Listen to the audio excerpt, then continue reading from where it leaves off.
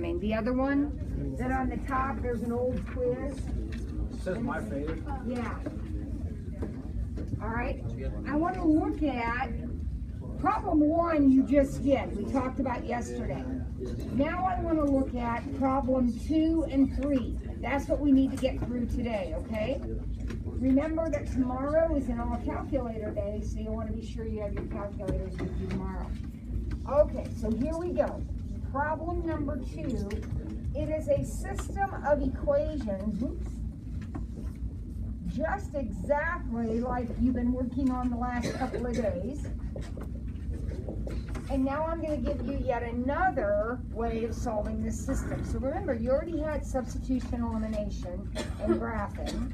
Then we threw in Cramer's rule, and now we're going to throw in something called the inverse method.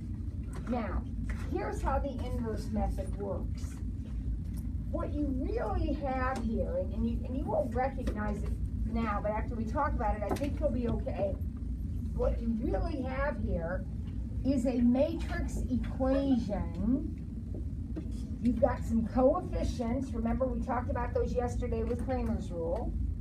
You've got some variables, and you've got some constants. Now, this is the first time you've ever done this. Don't freak out. Just look at it. What did I put in the first box? What's here? The coefficients. Then I put my variables, and then I put my equal sign, and then I put my constants. Now, when I multiply these two together, because coefficients are multiplied by variables, I would get 3x minus y equals 13. 2x plus y equals 7. Now, why would I want to do that? Well, if you had a regular equation like this, how would you solve that equation? You would multiply both sides by 3. And the reason that you would do that is because when you multiply both sides by 3, these cancel out and leave you with just your x, right? You've done that since like 5th grade. We're going to do exactly the same thing here. Only we're going to multiply.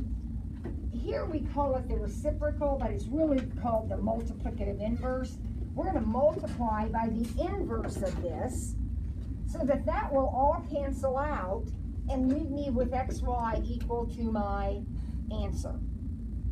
Now, yesterday, I told you that Cramer's rule really does have a benefit. You can, once you get Cramer's rule, you can whip through those really fast. Frankly, if I'm doing a problem by hand, I'm never going to do it this way. All right? I'm going to show it to you. We're going to practice it. We're going to figure it out. But if left on your own, I understand completely if you never do this because it's more work. So how does it work? Well, you need to find the inverse of this matrix. Now, if it's a plain number, you just do the reciprocal. That's easy. But if it's a matrix, there's a couple of steps to finding the inverse. So my coefficient matrix, I'll call it C, is this set of numbers. Right, everybody with me? That's my coefficient matrix, right? The matrix of the coefficients in this problem. Step 1, if you want to find the inverse, and that's my notation. Step 1, find the determinant. Well, that's easy. What's the determinant of this matrix? 5. So step 1 is 1/5. It's always 1 over the determinant. 1 over the determinant. So step 1, find the determinant. Your inverse is going to be 1 over the determinant times a new matrix. Now you may remember this from last year.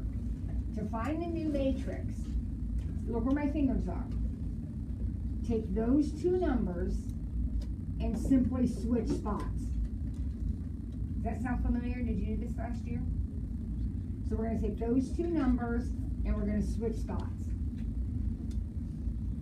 Now these two If they're positive, they become negative. If they're negative, they become positive. So that, it stays where it is. But that's a positive 2. So I write negative 2. That's a negative 1. I write positive 1. All right, so one more time. To build this new matrix, I got 1 over the determinant. Now I'm going to build this new matrix. I go back to my coefficient matrix. These two numbers flip-flop. These change signs. So if that's positive, it becomes negative. If it's negative, it becomes positive. And this is your inverse then. 1/5, 1/5, negative 2/5, 3/5. I'm just distributing my scalar.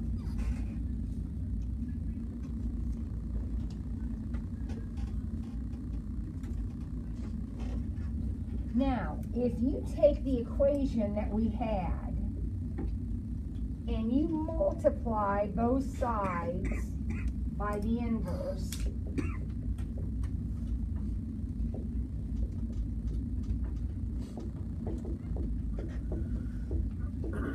you are going to get your answer. Now I'm going to show you, you don't have to do all this writing every time. We'll do another example or two. Alright, so here's my equation, and so here's the equation part of it. And then I just multiplied both sides by the inverse that we just found. Now, what's supposed to happen over here? Why did I do this? Those are going to cancel. That's gone. Those are going to be gone. And you're going to be left with xy equal to whatever you get when you multiply these together. Alright, now remember how we multiply. What are the dimensions of this guy? 2 by 2. What are the dimensions of this guy? 2 by 1? Can they be multiplied? Yes. What size will the answer be? 2 rows, 1 column. So you only have 2 numbers to find. This number right here is in row 1, column 1. So that would be 13/5 plus 7/5, right? 13/5 plus 7/5, which is 20/5 or 4. And then negative 26 plus 21. Negative 26 plus 21 would give me negative 5/5, which is negative 1. So the answer to the problem is 4, negative 1. Now again, I am totally with you. If I'm doing this by hand, this is ridiculous. I'm probably not going to do it. But we can actually shave it down a little bit. So before I erase this, let's go back through those steps. Here was my system. Ultimately, how did I get my answer? I wrote a whole bunch of stuff, but ultimately, what did I do to get my answer? I took the inverse of the coefficients times the constants. Isn't that how I got my answer? All right, so let's keep that in mind, and let's look at another example. The directions say solve using the inverse method.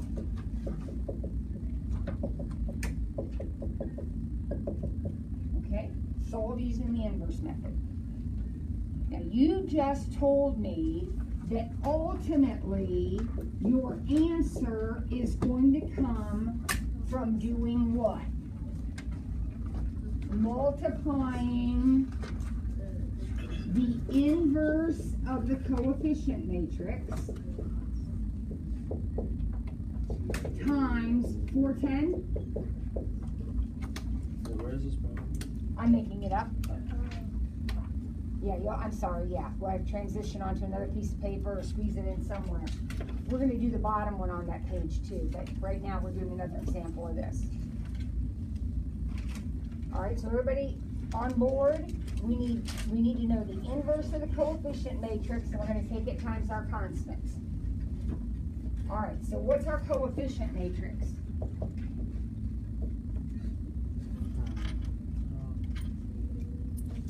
3, negative 2, 1, 1. Now, I need the inverse of that. That's what's going to go right here. Okay, we can find that pretty quickly once we know how to do it. All right, so it's 2 steps. What's the first thing I do? Find the determinant. So let's see. Once again, the determinant here is going to be 5. So remember, we do 1/5. We don't do 5. We do 1 over the determinant. Okay, then do you remember what you do? Are these the same numbers? They look so familiar to me. What do I do with these guys? Switch them. So that's going to be a 1 and a 3. And then this becomes a negative 1, and that becomes a positive 2. So what's going to go in this box right here? What am I going to be multiplying times the 410? 1/5, 2/5, negative 1/5, and 3/5. So now I need to do that multiplication. Remember, this will always be a 2 by 2. This will always be a 2 by 1.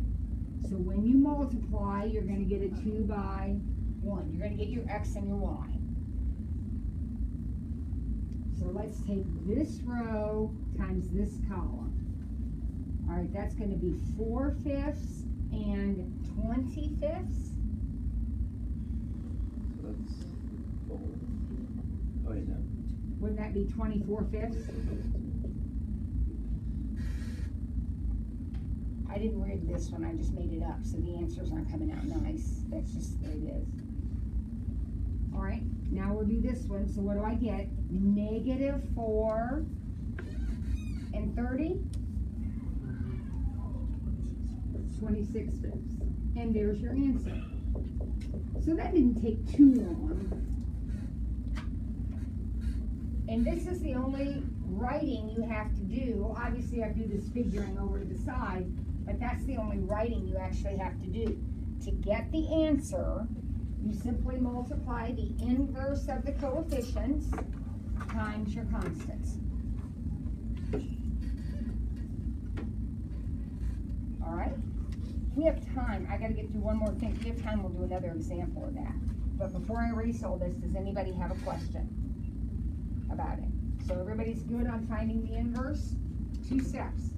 What are the 2 steps to finding the inverse? Well, first we find the determinant, and then we do 1 over that, and then we take whatever our coefficient matrix was. These guys switch places, and these guys, whatever, if they're positive, they become negative. If they're negative, they become positive. And then you simply multiply that answer times these numbers, and that will give you your answer. Okay? Now, this is really awesome. Look at number 3 on this paper here.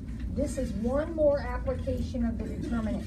Remember, yesterday I told you that we would use determinants in a few different ways. So this is the 3rd way we're going to use determinants. We have a triangle. Oh.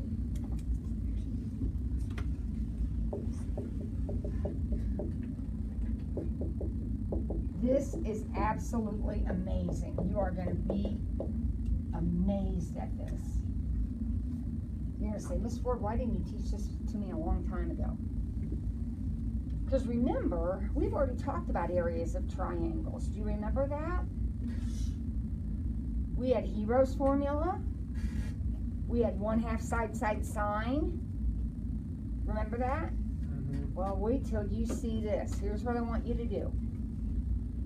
Dig back in your memory. I want you to find the coordinates of vector CH. The vector from C to H. What are the coordinates? Do not be freaked out. How do you get from 5 to -3? -8. How do you get from 4 to 6? 2. All right, so there's CH. Now I want you to do the same thing with CS. How do we get from C to S? Negative 6. How do we get from 4 to negative 2? Negative 6. All right, everybody still with me? Now, you see those numbers right there? I want you to imagine they are a determinant. So we have negative 8, 2, negative 6, negative 6. That's a determinant. What is the value of that determinant? Well, it would be 48 minus negative 12. So I heard somebody say 60. Everybody good with that? The area of this triangle is 30. The area of the triangle will always be half the value of the determinant formed by the vectors. Now, you might be having a question in your mind. Mrs. Ford, how did you know to use CH and CS? Here's the beauty. It doesn't matter. You could do SH and SC. You could do HC and HS. It doesn't matter. You need to build two vectors from whatever vertex you want. It doesn't matter. Okay? Now, because you're allowed to pick vectors in any direction going from any vertex, it is possible that when you do this work right here, you'll get a negative answer. When you do the area, you simply ignore the negative. You make it positive. You want the absolute value. So if I had done this calculation and it had come out to be negative 60, I would just ignore the negative. The area will be half the absolute value of the determinant. Okay? Wow, that is amazing. Let's do one more example of that, and then we can practice whatever you want to practice. All right, so one more example of that. Let's say we have the triangle PQR. We have negative 3, 1, 6, 2, 4, 7. Here we go. We're going to find the area of this triangle. Okay? So here we go. How do we start? We're going to find the area of the triangle. How do we start? First, we find two vectors, right? Now, does it matter which vectors we use? Then we start from any vertex we want. So let's start with R this time. So let's build vector RP and vector RQ. Okay, so here we go. We're going from R to P. How are we doing that? Negative 3 to 6. 9, 1 to 2. So that would be 9, 1. Everybody okay? Now we're going from R to Q. Negative 3 to 4. 7. And 1 to 7. 6. All right, so step 1. Build two vectors, any two vectors from a vertex that you want. What's step 2? Find the determinant. So you've got 9, 1, 7, 6. So the determinant, this one's going to be positive also. This will turn out to be what? 54 minus 7, 47. I subtracted right? Is that okay with everybody? So what do we put in the answer blank? What is the area of the triangle? Half of that, which would be 23.5. So if you went through and did Hero's formula or 1/2 side sign or whatever you wanted to do, the answer is going to turn out to be 23.5. Actually, if you get Hero's formula, it's probably going to be off because you'll have decimals rounded off. But this is the exact area of that triangle. Brittany? Yep. All right. Okay, so we've got 5 minutes. What do we need to practice before we get our calculators out tomorrow? Because tomorrow we won't have time to do anything else. Looking at this old quiz that we've been working on, Do we need to practice the Cramer's rule? Do we want to do another inverse method? Is there something on the back of that paper we want to do? Cramer's rule? All right, let's just do that top problem then on this paper. I think we can get it done in 5 minutes. Here we go. So we have x plus 3y equals 7. Hey, I need your attention, kids. All right, here we go. Here's our system of equations. I'm doing the quiz question, the top one. So what do I do? Steps for Cramer's rule now. Okay, I got to switch gears. Cramer's rule. I still need a determinant, right? And the determinant I start with is the determinant of the coefficients. So 1, 3, 4, 2. So that determinant would be negative 10. And then I remember that that means that whatever x and y are, there's something over negative 10. Because that gives me the denominator of my variables, right? Okay, so here we go. How do I get my numerators? Well, they are also determinants.